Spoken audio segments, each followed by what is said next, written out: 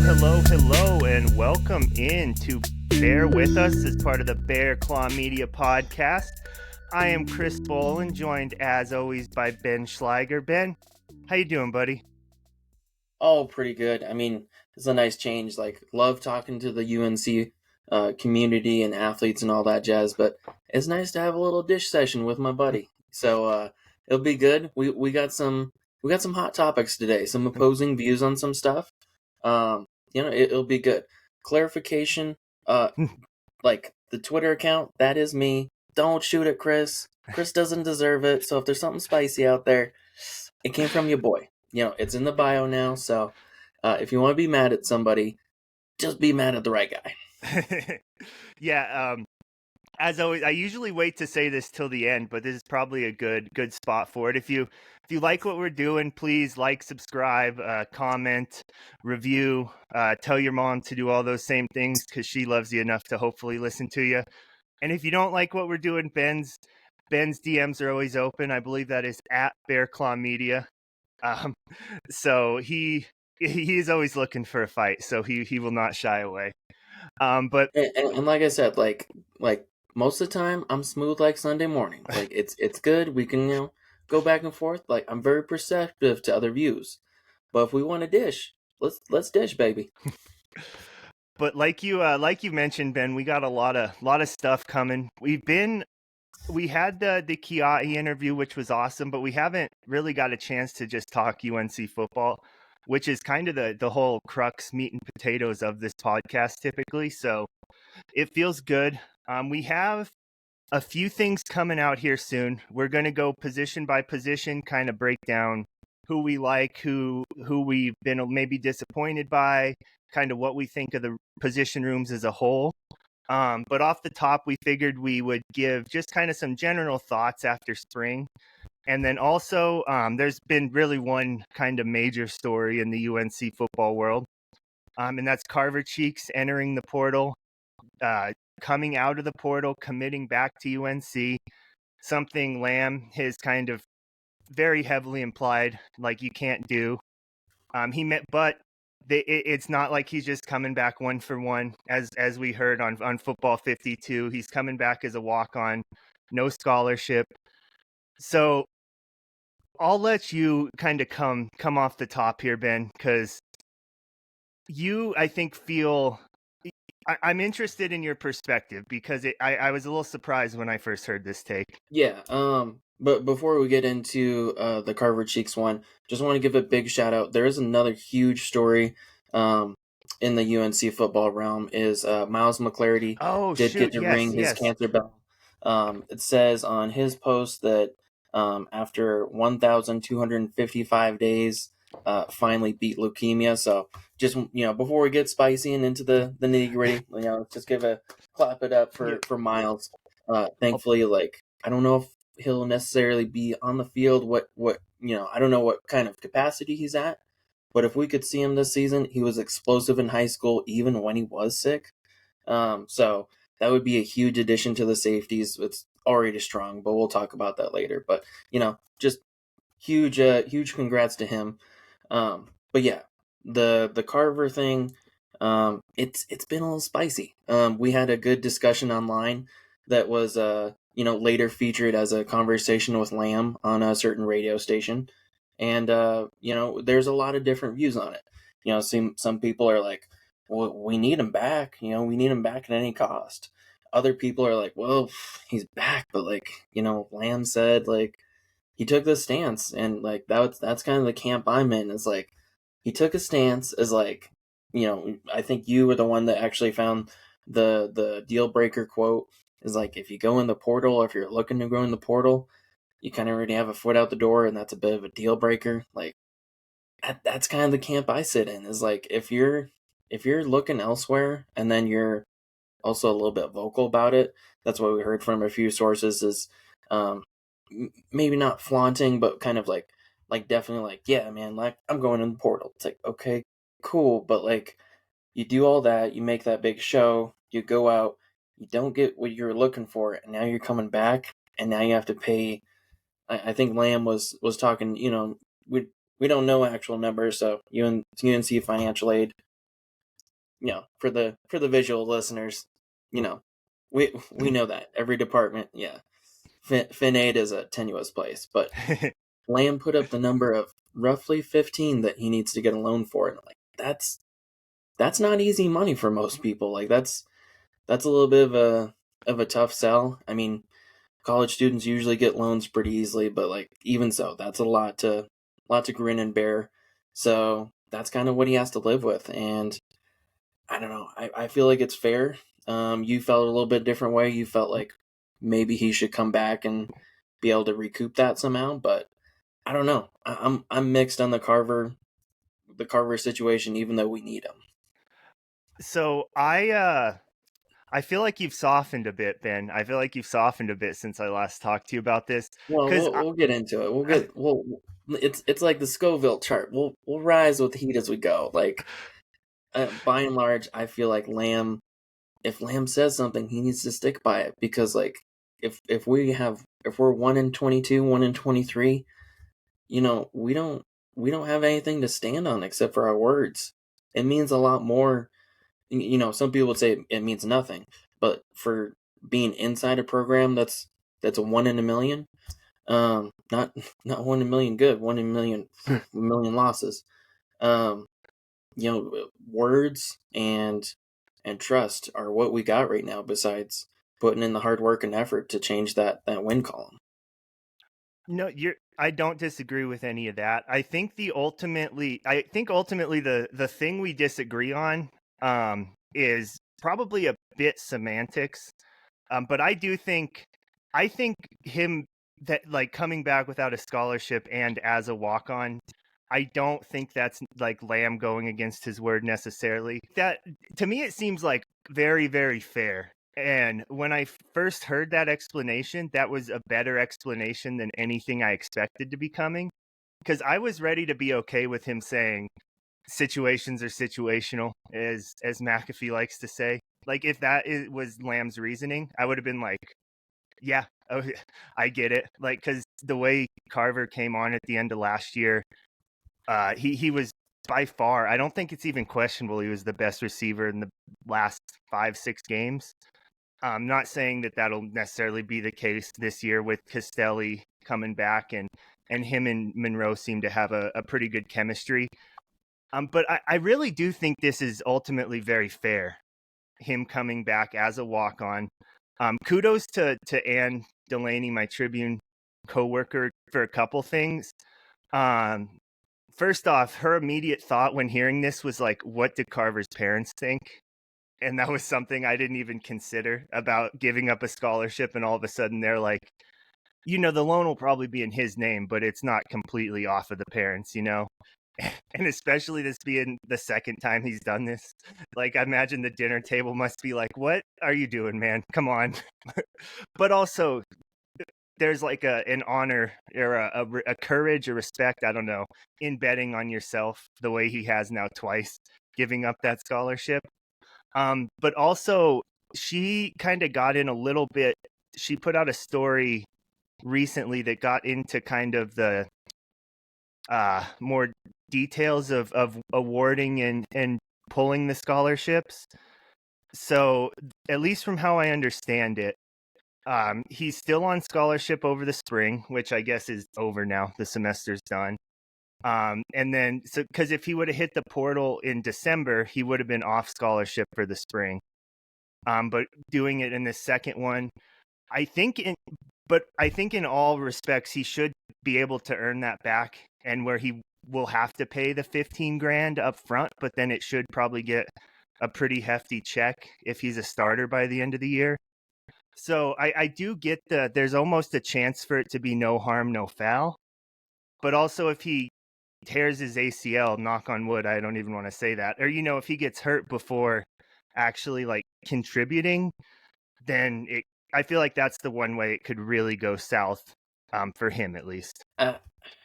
Yeah, I think the thing that rubs me the most wrong out of all that is no harm, no foul. I think there 100% should be harm and foul, both called. Harm, potentially were a little bit vocal about it on your way out, or just like not afraid to like advertise that you're going in the portal, and to the point where people are like, "Ooh, okay, all right, well, he's gone, I guess." And then when people come back, like on Brady's show, on Football 52, the coach was saying, yeah, he had players coming in saying, "Don't let him back." He had players come in being like, "We need him back, we want him back," and it's like, oh, that's tough. Like, no matter what, you're gonna crack some eggs. Ultimately, I don't think it was a locker room friendly choice. I'll put it that way. Right and wrong isn't for us to decide. That's for a coach to decide, and we just all sit here and be like, "Oh, that tastes sour to me," or, "Well, yeah, it's sweet to have him back."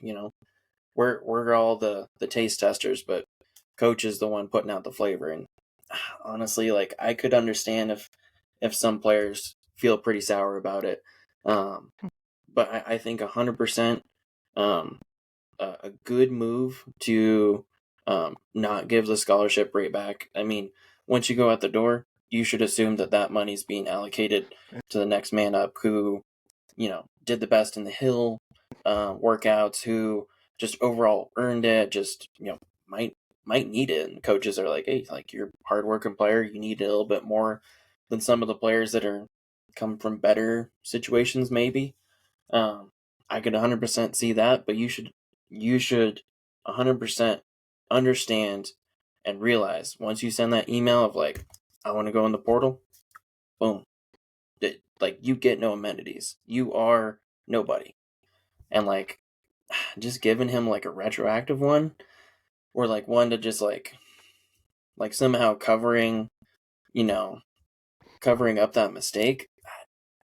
I think that's a blemish he has to live with. Yeah, I do agree with that. And the no harm no foul thing is a weird aspect of this, because from the way I understand it, there's also a chance that, like a word or two here different kind of does change the meaning of a lot of the way some of these things are that I've interpreted things. But it does sound like he can, in theory, earn that scholarship back before the end of the fall semester.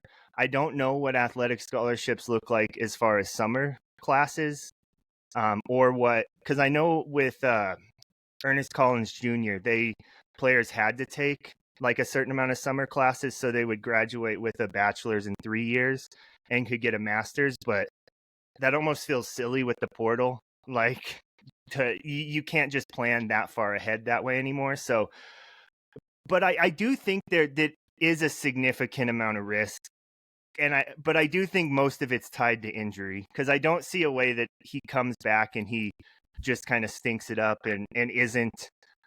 I assume there's at least going to be 4 or 5 receivers on scholarship, and I see almost no way he's not one of those if things go at least relatively according to plan. The locker room aspect, though, is interesting, because I wonder kind of what the split is. Like, is it, are these starters, contributors, even, you know, young players who are kind of slated to step up into roles? Are those the guys who are complaining, or is it like wide receivers below him on the depth chart? And maybe not that their opinion isn't as valid, but I think it does matter to an extent, because I kind of disagree. I think how I think a so? teammate's a teammate. Like every day, if it really is ride or die, everybody's together, everybody's all for everybody. It doesn't matter who's saying that. Like, sure, if it's the guy who is potentially going to take Carver's spot or going to move up into a starting role versus not starting role at receiver, sure, that has a bit of politics attached to it. But for me, it's it's not even really right or wrong about Carver's scenario. Like, it's more so right or wrong about coach's words and also the respect towards your teammates. Like, when you put that transfer portal notice in, sure, sometimes it's betting on yourself. You want to go somewhere new, you want to see the world, and you come from not much, so college is your only chance to do it because you get paid to be there, or it's something you can just put on a loan and worry about later, whatever. Like I understand, get people like trying to better their situation, and like, kudos to those guys that make it pay off, or they go somewhere they like and they have a good time. That's all fine and dandy. but you 100% are saying, I'm quitting on the team when you put in your transfer notice. Like, whether it's for good reasons or bad reasons, you're quitting on the team, you're quitting on being a Bear going forward. That's just what it is. You're saying to your teammates, hey, this isn't what I want. I don't want you guys. I don't want the coaches. I'm going somewhere that I do want. And it's a huge smack in the face. Not necessarily if it's like you're trying to bet on yourself and you go somewhere, you know, in the positive sense. But if you're like, I'm fed up with this, I'm just gonna go somewhere else. Like, other people want me. I'm gonna get FBS. I'm gonna be better than what this place is. Screw this place. That's that's hard to come back from. And I'm not saying that's what he did, but just in general, the transfer portal, by and large, is quitting on your situation. You are quitting on that to go somewhere else. And, we had a teammate like that in high school. He was starting quarterback, and, this was JV, so it's small, very small, popcorn compared to everything. But he went over to a Loveland school, and, we hated Loveland because we were Johnstown. We're like Johnstown Milliken, this little bonded community. Like, we gotta strap it together, put our differences aside, rich, white, brown, poor, all that shit, whatever. We're Rough Riders. We were very much ride for the brain even before that became the thing. And he went off and spent most of the summer over there, and then he asked coach if he could come back. And coach was like, yeah, I'll have you back, but the guys have to have you back too. So he came back, asked us, and we're like, yeah, we wanted him back, we needed him back. But, we gave him a little bit of a scare. We're like, gave him a straight face, like, I don't know, man.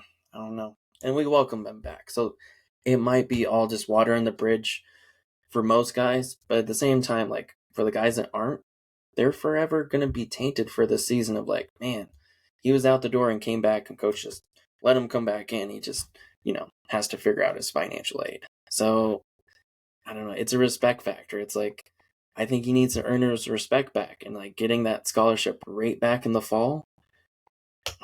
You got to do a lot right for, in my opinion, to deserve that. I think somebody who grits it out and like takes a burden and lets somebody else get propped up, I think that's kind of the spot you got to be in. You got to prop somebody else up till you can get yourself right again. I think we were talking about this before we started recording. I think a lot of the time we take much different paths to ultimately the same outlook on things, and I think we're doing that a bit here because I do agree. I do think you can't have him back if the team is vehemently against it and like the team won't accept him back.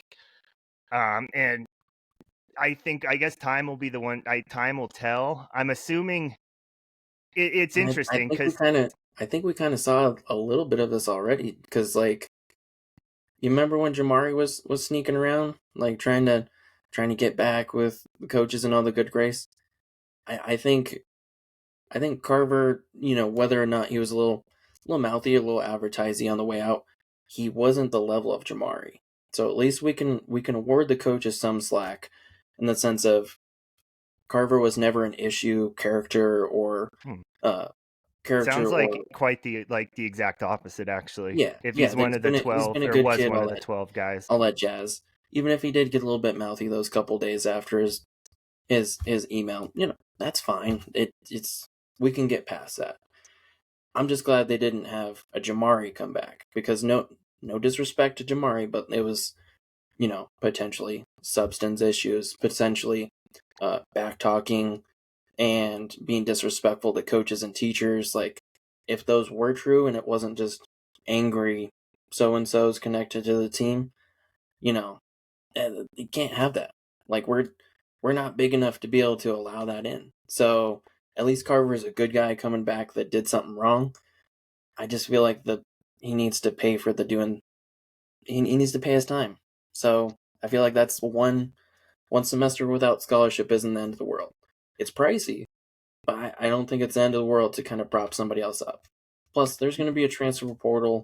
It opens up back again November, December? I think this either way, yes, that'll be a big thing, because I don't know any of the details on the Jamari stuff, but I wonder if he was offered a walk-on spot back, or if maybe it was just just kind of just kind of wipe their hands clean and everybody's better off with a new start.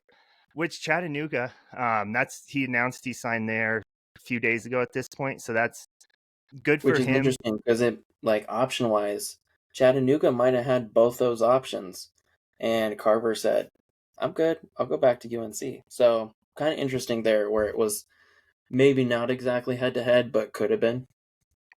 And I think another interesting part of this is it. I don't think it was ever said outright, but Lamb very heavily implied that Carver thought he was going to get FBS attention when he hit the portal, and that didn't kind of show up. But it also the 1 year. I agree. I don't think 1 year without a scholarship is like an unjust punishment. But I also I'd don't. even be okay if it was just the fall semester. Like, I don't know if you can break up the scholarships like that, but if it's like, once, let's say, God forbid, we have 10 plus people transfer out, it's like, all right, Carver did his time. Okay, let's, he did really well in the season. Hopefully it all washes out and like he has a great season, all that jazz.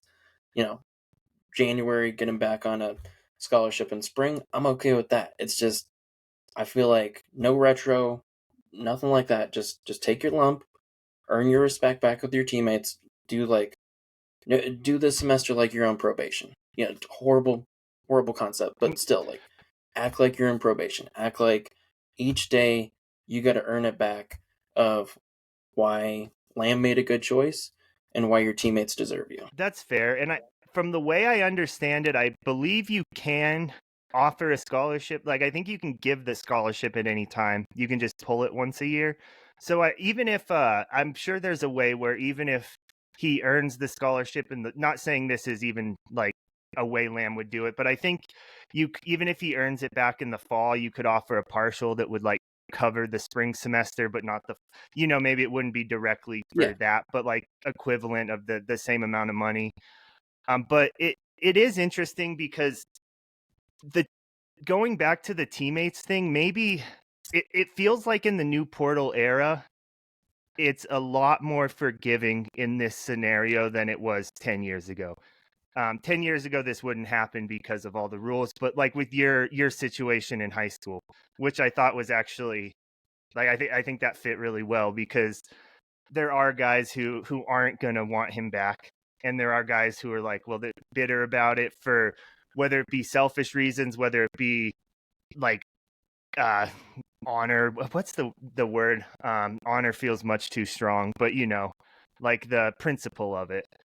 right. And Oh, and you're but 100% right. There was guys who just throughout the rest of the season they didn't like him in the first place, but they were just like they would bitch about it, like, oh God, Richard came back, like he doesn't deserve to be back here, like he quit on us, and it's like, yeah, but like he did, like, he wasn't a great student, but he that semester, like, he really did get after his books. He did extra workouts, like he put in the extra. So with that, like, sure, we had our eye on him for a while. Like, man, is this guy just gonna flake out again, or we're just gonna like get 3 weeks in, he's gonna get pissed off and just whatever, he's done. Like, of course, high school's much different than college, but he stuck it out. We had a decent season, and all was well. So hopefully, and the people online that was like confusing me not wanting Carver back. No, no, no, no. We need Carver back. Carver's a good guy, good player, all that jazz. It's just the principle and the ethics of the situation. Lamb said one thing, we're doing another. Okay, well, how many see, I think exceptions to the rules are we making on each time? It's like when we were really upset about the running back average during the season. He said he was going to choose and he was going to give reps based on that, and then he didn't. So it's like, as much as the players deserve fair expectations, I think the fans do too. So it's one of those like, we're going against the grain here. So is this going to work out in our favor? Like, is this a good exception to the rule, or is this just an exception to the rule that we made, and it's kind of a hindsight is 2020 deal? that's fair. And I don't see it as an exception to the rule. Maybe and that's me taking Lamb on his word about we've offered other guys this opportunity. to come back who on as a walk on. Nobody's taken us up on it. And I have no reason to believe that's not the case. But it and he's I'm just going always by and large, like just black and white, like going in the portal is a deal breaker. Okay, deal breaker, that means non-negotiable. So obviously we negotiated it, so he gets no scholarship right now. He's a walk-on. His amenities, poof. Okay, but like black and white, we negotiated. We negotiated a gray. We didn't stay in the black and white. That's fair. I guess I'm working on maybe the assumption that this has always been the policy, and it's too clunky to say like you can't come back if you hit the portal unless you come back unless you give up your scholarship. I guess I think that's the semantics thing. I don't see this as an exception to the rule, See, but and that I wasn't get why outwardly you do. said, so I don't. I'm not going to extend that in my head. In my head, he said it's a deal breaker, and the fact is Carver's back. Okay, well that invalidates your statement. You're not staying true to that statement because he's back. Whatever circumstances, he's back. So if it was supposed to be completely a white answer, it's not a white answer. There's gray in there. It's not a bleach white shirt. There's some scuffs on there. So it does violate what was explicitly said. Now, if that was the policy, that's fine. But he didn't outwardly say that, and he doesn't have to tell us everything. But like just by and large, as exceptions to the rule, there were some fans that were like, "Oh man, like okay, I didn't think we were doing that, but we need him back. We want him back. So I guess Gray is good." That's very fair, and I think you're right. He doesn't have like he has no reason to tell us that, no obligation to. And I do think he was very understanding of the criticism, probably because of that reason. He does Because seem I think very you are right in the sense of that probably is the policy, but if it's not explicitly said, I'm not gonna hold him to something.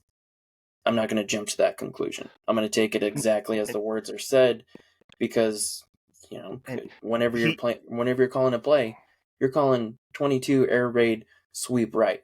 You're not calling 22 air raid, and we just hope that that Castelli knows that it's a sweep right. that's touche, yeah. And I think Lamb actually said on Football 52, like fans like they react to the information that they have, and that's exactly what we were doing. So and especially I do understand taking him almost to the letter of the law on his word, because he's a guy that every word seems to matter. Like an English major, Exactly, like and with you when you're trying to like mold the learning how to win question. He's like, I never said that, and it's like, oh, you did. You just said it slightly different. So he really does choose his words carefully. So that's just where I'm like, okay, if this is what you've given me, this is the equation I'm gonna work. let me flip the question on you, Ben. Cheeks says, I'm in the portal, looks at these options. Same thing plays out. Comes to Lamb. He says, I'm willing to come back as a walk on. And Lamb says, no, I'm sorry, man, I can't take you. Maybe 2 weeks later, he signs with, let's just say he takes that Chattanooga spot. Not that there was one spot but he signs with Chattanooga. Tweets like, I wanted to come back to UNC, even offered to give up my scholarship, but they wouldn't have me. What's your reaction to that? Are you like, because I think your reaction is like, would be, how did we not take Carver back if he as a walk? Maybe not, but my instinct, like, what we've been friends for 7-8 years now, and I probably talk to you more than I talk to anybody but my wife. So I think I have a decent idea on how on your opinions when it comes to these things. But what do you think your reaction would be if that scenario played out? So what's your official guess on what my reaction is? Because it's not right, but it's okay. But what's your official So guess? I think you would be like, how after one win in 2 seasons would we not take back who is our best receiver? Not necessarily. I think at least a good chunk of that is because you're your natural instinct is kind of argumentative. That again, that's not the right word, but like you kind of dig your heels in guy, where I'm the same way when it comes to that type of stuff. So you're not gonna like it. Again, I'm gonna stay black and white with it. I'm not gonna deviate. I'm gonna stay true to my argument, even though it feels icky. Harsh but fair. Like I don't like we do need quality receivers. Like outside of quarterbacks being not healthy, not tall enough, not up to speed enough on just the a question on the mark plays, over the not last 2 years. given enough time. Outside of that, receivers has been our bigger struggle because we've had quality receivers, but albeit whether quarterback issues or just too much pressure to produce, lots of drops, lots of missed routes, etc. So receiver is 100% one of those priority. I'm not going to rank it as number 2 because I feel like it's 2A through like 2D. Honestly, like we have a lot of glaring issues, and we'll get into that later. But wait, what are you putting as number 1 in this scenario? Are you putting number 1 quarterbacks? quarterback, Really? See, 100%. Like, okay, I'll circle back around to not that. yeah, not throwing anybody under the bus. Just quarterback was 1,000% our biggest problem last year, Oh and yeah, it I has don't disagree a with list that. this long of issues. Not attributing one to another, not saying one player. Just that was 100% biggest issue. You could argue receiver was 2. In that scenario, I'm gonna stay black and white and say, man, it's harsh, but also fair. Like, if Lamb says it's a deal breaker, then you got to know that when you put those emails out that I'm going in the portal, etc., etc.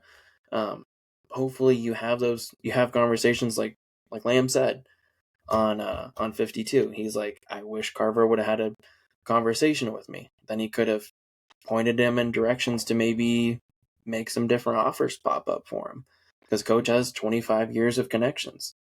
It's worked out for other players, but it's harsh but true, because if we're sticking to our guns and we're gonna do what we say, which there's been some exceptions throughout what we say, then it should be, sorry bud, like what was do you remember that video of that Jets player? It was many years ago, but he was trying to get into the practice facility and was like, man, my car's not working. He goes up Oh to yeah. security and is like, oh man, you got cut this morning. It's like, oh shit. So it's kind of like one of those. It's like you turned in your keys, like you can't come in, man. Now, if he goes off, has a great season, or if he doesn't have a great season, it doesn't matter. It would still be a huge loss. But by and large, I would say if that's coach's policies, then you got to know what rules you're playing with.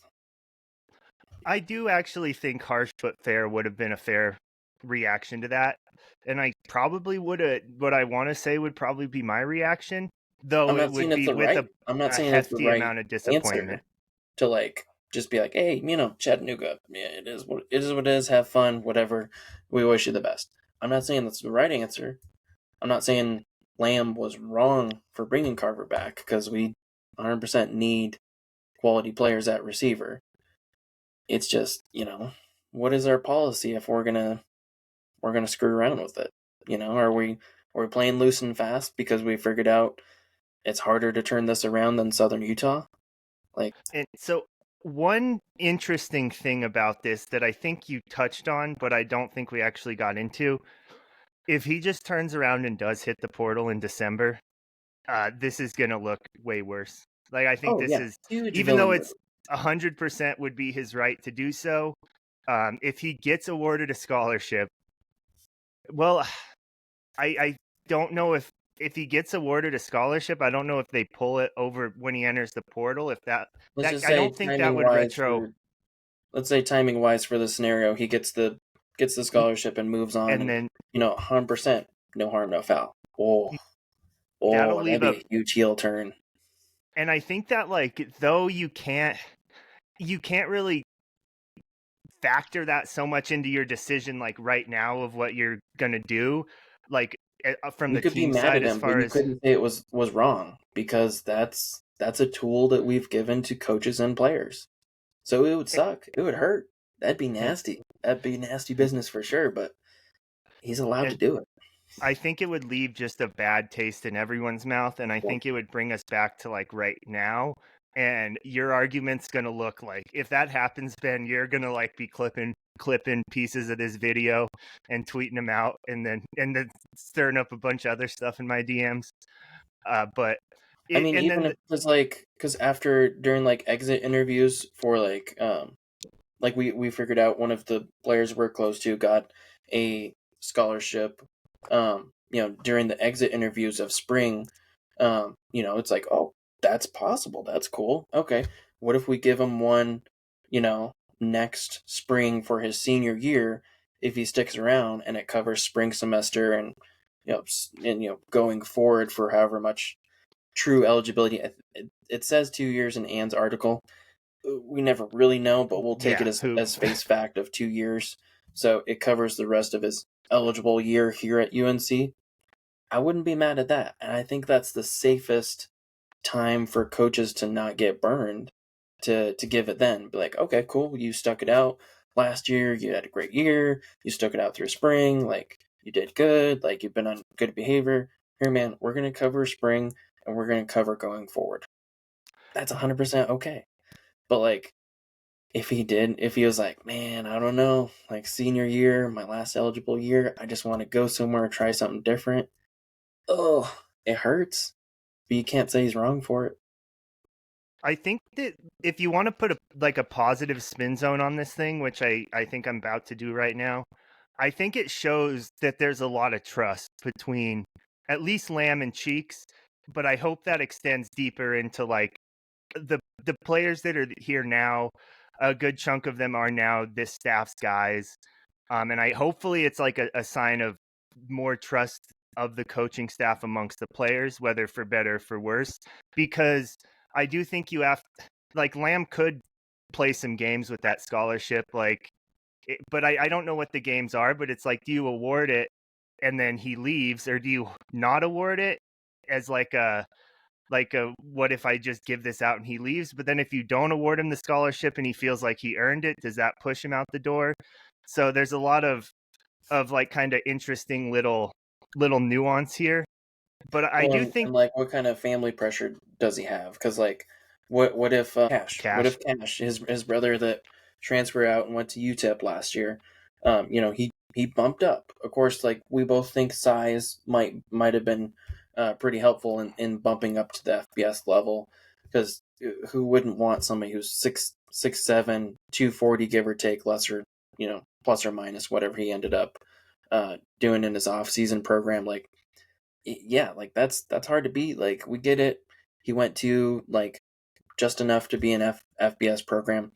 What kind of pressures does he have at home? What kind of pressures does he have in his ears? Because were those pressures why he jumped out, or was he just generally curious? Like, oh, I want to see like how good I am. Kind of like how players like go into like the NBA, like they declare for the draft and they do the workout and they're like, ooh, the scout didn't give me a good review. I think I'm going to go back to school. Yeah, it's there's so many moving pieces in this. And another thing, I think I'm about out of things to say about this, because if not, I'll just keep spewing bullshit.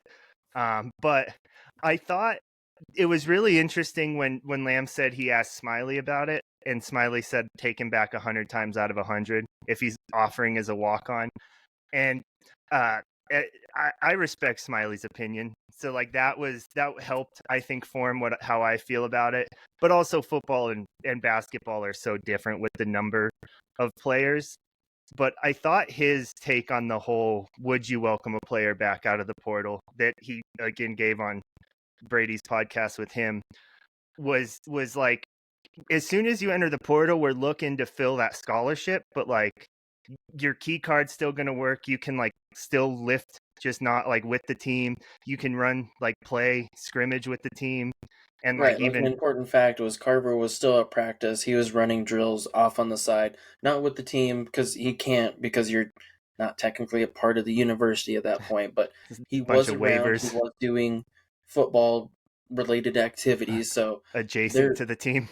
Yeah, there did seem like, it was either either guilty or felt like he was trying to make up or just trying to get back in good graces, show hard work. That was definitely there. I think it's 100% great good guy move for Lamb to go consult another coach, because Smiley has to deal with things on such a personal level. Like you get like, even if you're not a social player, like you're in a confined space with what, 22 people at most, and in any given trip or practice or event and whatnot, like 22 versus, well, let's say 140, give or take, for football. Like it's so much of a different dynamic and whatnot. But also, let's just look at it as a cost benefit analysis. Like getting someone who was a starter last year back and not having to spend a scholarship on them. That is a good benefit. That is a good value. So it sucks because the situation does have a little bit of murkiness to it, which I think for the most part is mostly cleared up with coaches and players. Albeit everybody's gonna have a sour taste once in a while. But cost benefit wise, like it's a great return on investment. So Smiley is 100% right. The right choice is to take him back. Yeah, and I do think, overarching, like, kind of in summation, it really, I think as long as everybody's cool with it, I do think it's the right thing. Like, and I'm gonna trust that Lamb has a good enough read on the locker room, or the staff has a good enough read on the locker room, that it is, at least among the people who matter. Like you say, a teammate's a teammate, but like, as long as the general perception seems glad that he's back, I think I'm glad that he's back. Yeah, in a group that big, there's always going to be a couple like, whatever. Especially if potentially you were bumping up, or Mm. potentially, you're on deck to get Scully money, and like maybe it wasn't awarded out, maybe it was, who knows, whatever. Sure, there's too many different ways to get mad at it. At the end of the day, we got a good player back. So, sure, we had a spirited conversation about it. There's still some questions on, if this happens again, how does it play out that time? Is it case by case? Is it going to be, hey, we stuck to this scenario, so we're sticking to it? But at the end of the day, we got a good player back for peanuts. So hopefully he's good Quite to his literally teammates less and good to than the team. peanuts. Yeah, so hopefully Carver has a great season. He does great for us. He ends up on all conference.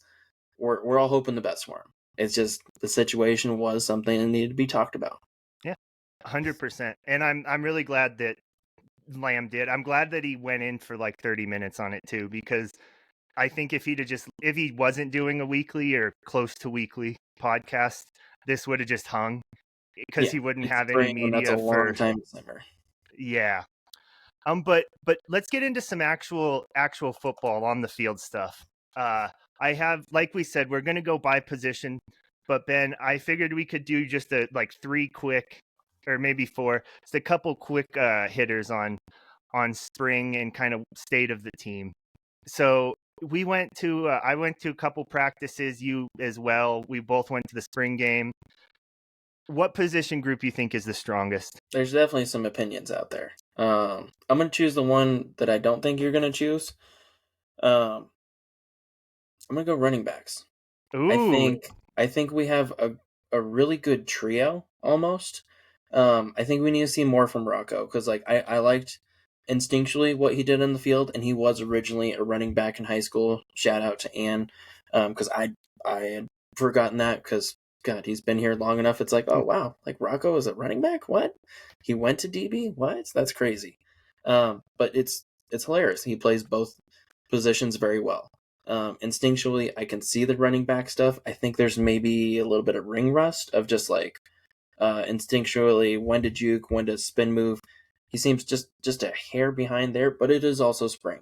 He's getting like a very finite amount of reps because we regiment spring just so damn much. But I think come fall summer camp, I think that's going to get a lot better.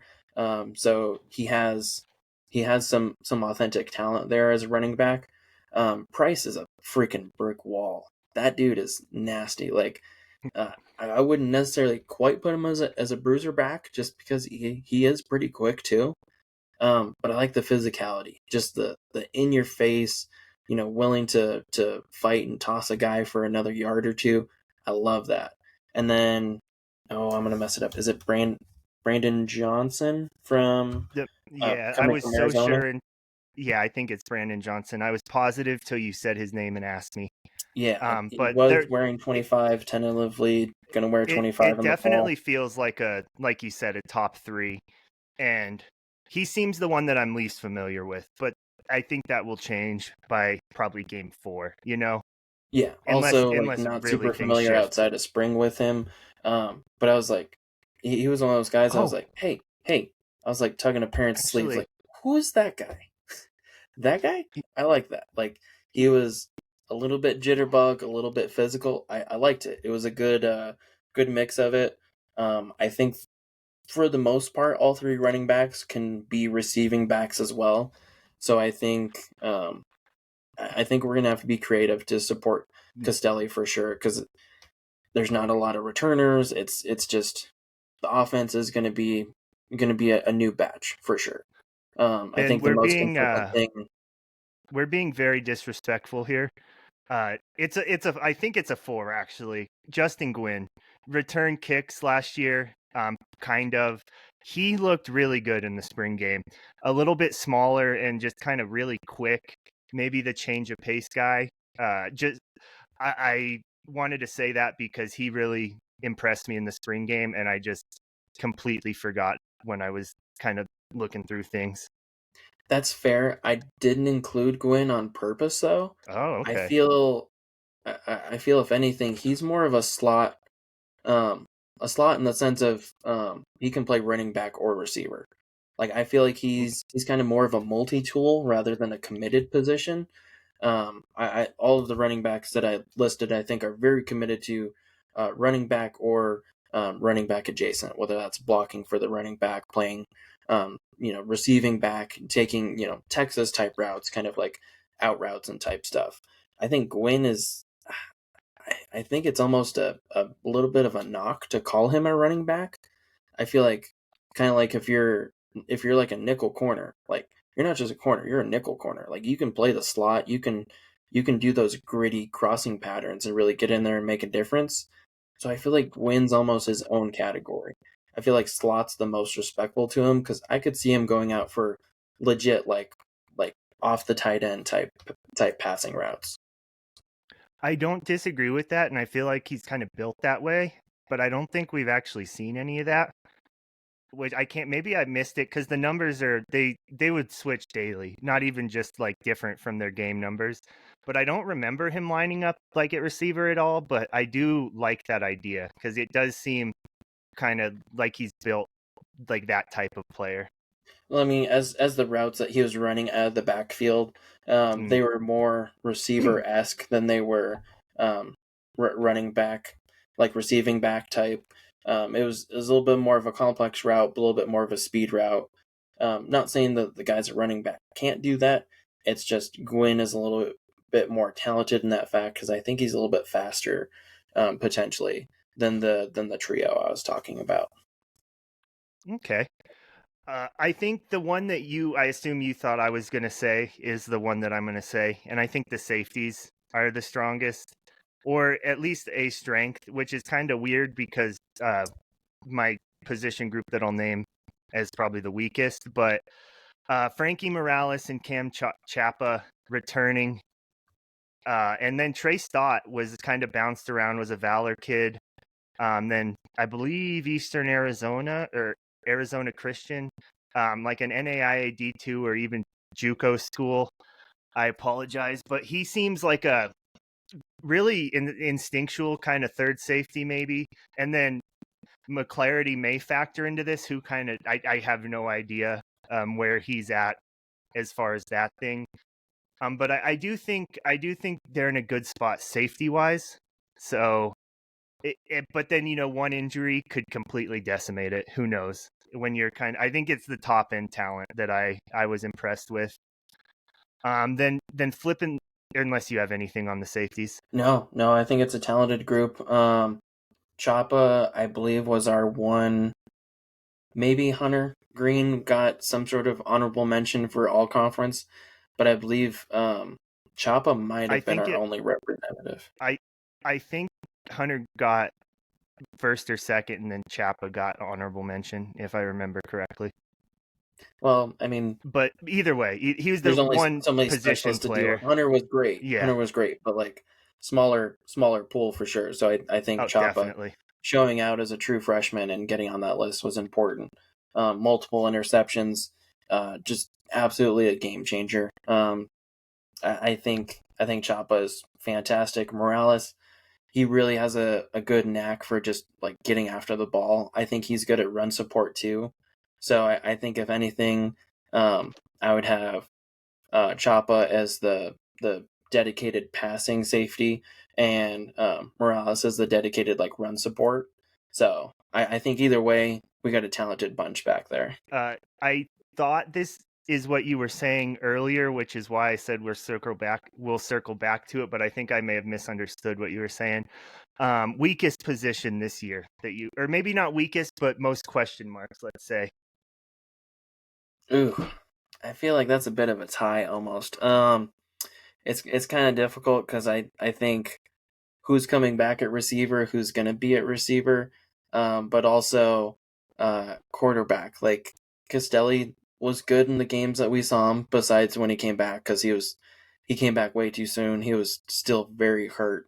I don't respect the coaching choice to let him come back and play. I think player safety needs to be a big deal. Like if we're not going to win games, player safety and academic integrity need to be the things that we pride ourselves on. If we can't win, we should at least keep people safe and get them through school, because that's at the end of the day they're student athletes. So that's my soapbox moment. But I'm gonna say quarterbacks. I'm gonna say quarterbacks is the most unproven until shown otherwise. Castelli is good. I think he's throwing way better passes this spring than he was last spring. Last spring, I think it was accuracy issues. He was the starter, but it wasn't the starter by a lot. I think this season, um, he's definitely set up well to be the starter, talent wise and results wise, from the what we saw in the spring game, which I think was only one or two drives, and what we saw in practice. He's throwing the most out of, well, okay. I don't think all the quarterbacks are getting an equal chance to throw the same sets of throws. I think they're very much being scripted, which we'll see if that's good or bad. But I think out of what we saw scripted passes wise, Castelli threw the most complex passes. I can't argue one bit when I rephrase the question to most unproven, because you're right. Quarterback was such a question mark last year that it's you probably can't give it the benefit of the doubt. But it is actually, I feel good about two quarterbacks starting, and then which is I probably not what I would have said last year, even though Hank and Castelli were in the quarterback competition. But I'm a pretty big, I'm a Castelli truther, you could say. I really like the way he throws on the run, his athleticism. Um, I also like Gibson. I don't love Gibson as like a full-time starter, but I do think he can come in. He throws well enough that he's not just a threat of the run when he comes in. But I do think if like Castelli were to get hurt, in my head, it makes the most sense to turn it over to Caden Box, just because I think the ceiling is much higher on him than anybody but Castelli. You could probably even argue, including Castelli. But I would say my weakest position is the cornerback. The rest of the secondary outside of safeties, because losing Noah Mangum, even though he got burned from time to time last year, it if he was getting burned and then still getting put back out there, it doesn't indicate a lot of confidence in who is behind him, which is the person that will now be getting significant reps. But I like Daryl Jackson Jr. Right, Daryl. Daryl Bryant Jr. Sorry. There you go. I was like, that didn't sound right when I said it. I like him a lot. He put in, like, he got a lot of good time last year. But I think beyond that, it's just very unproven. There are a couple other guys who got some significant playing time, but cornerback wasn't really a strength last year either, outside of maybe the Abilene Christian game, which it felt like they kind of locked down Abilene besides the 2 drives at the end of the first half and then into the game. Yeah, I would say corner is a big unproven point. It also might be one of the youngest positions besides receiver.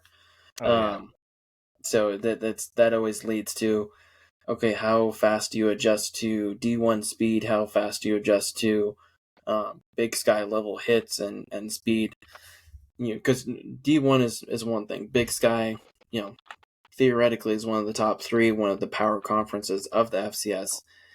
So like playing Shadron, that's gonna be one thing. Playing those out of conferences, that's gonna be another. And then you hit conference play, and it's a whole nother speed. So it's like you kind of get a nice little jog on the motorcycle with Shadron, like a nice little scenic view, and then you go to CSU, get a little bit of a car crash, and then you try to get back on the bike. South Dakota, who knows what they are? They've had a lot go out, a lot come in.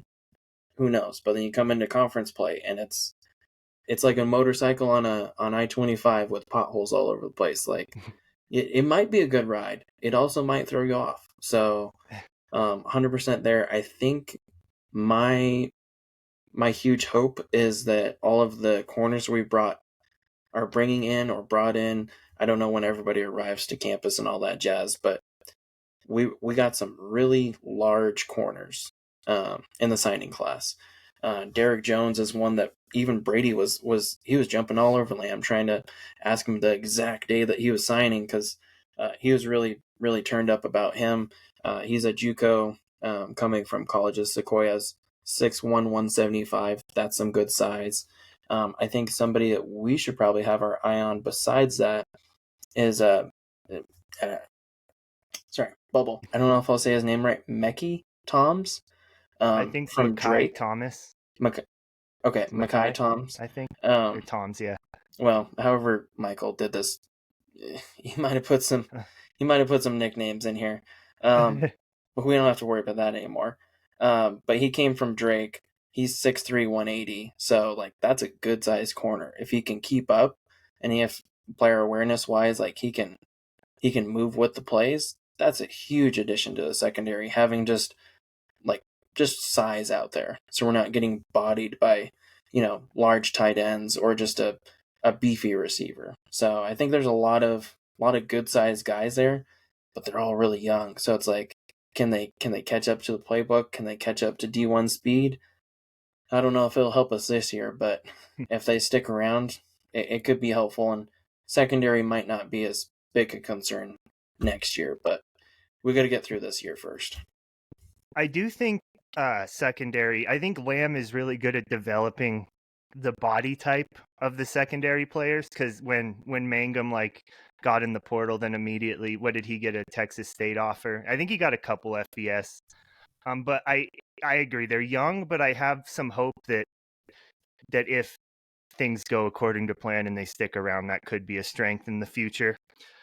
But this one, not best, not necessarily most impressive, but who that you saw in spring, maybe a little off the radar, or maybe even not, was just your favorite guy, the one that you're like, I like him, when you saw him on the field? I want to give a shout out on defense, but I don't know who it was, because we just fantastically have practice jerseys that mean nothing, or just jerseys that mean nothing, or just they haven't been assigned a number yet because they're new. So there was a DN that I loved. He was getting in the backfield, just obliterating people. I think that was third string, so give and take. That might have been a little bit just taking advantage of players who were not quite as up to speed on the on D1 or the playbook. But whoever is 45 playing D-line, 45 or 43, he was a menace. Also, just like a personal favorite, I felt like Caden Box's drive, he only got one, which was a little curious, because I feel like with as many quarterbacks as we brought in that we would want to see more of them more often. But you also said like Lamb has seen box for a year, so maybe he kind of understands what Caden is. But he just had a really crisp drive, and I think one of the most impressive plays uh, from the spring game was when he threw the touchdown. It was like Aaron Rodgers. It was like in between like opposing defenders' arms, and like receiver caught it for a touchdown. It was great. He threaded the needle. I think if a few of the other quarterbacks threw that don't throw it as hard or fast, that might have been a little bit of an uglier situation. So I liked how clean and crisp his drive was. Since I don't know the name of the edge player to give him some shine, but there was some young guys on defense. Liked what they did. I just, because of our system, I did not able to give him a shout out. Yeah, that throw, we actually argued in the moment. Like it reminded me of something Jay Cutler would do in like his good moments, that touchdown throw Caden had. But also that one across the center to Garrison, I believe, was like a 20-yard kind of post route, I believe. But that looked good, just on time, like on perfect position. And yeah, it felt a little interesting. Maybe we're a little biased, but it did feel like he was getting less reps than kind of his performance should dictate. But again, who knows why that is? I have, this one's a tough one because anybody that stands out, we probably like have talked about him before. So Ezra Ekubon was hurt over the spring, but there was just one rep he took in practice where I was like, that's my guy. And then I was waiting for him to get back in line, but he just like stood off to the side. So I think they were kind of nursing him. Yeah, Rocco at running back's really interesting. Even though I came up with the question and had like all this time to pick my guy, I still don't have a good one. So I'm gonna say Fisher Clements. This, I feel very like a Getty stock photo saying that, but he's. I feel like he could just be really good in the right situation. He's great hands, just big body, seems to be open even when he's not open. It feels interesting. We talked last year that Garrison almost felt like he ran the most routes even when Clements was healthy in the first few games.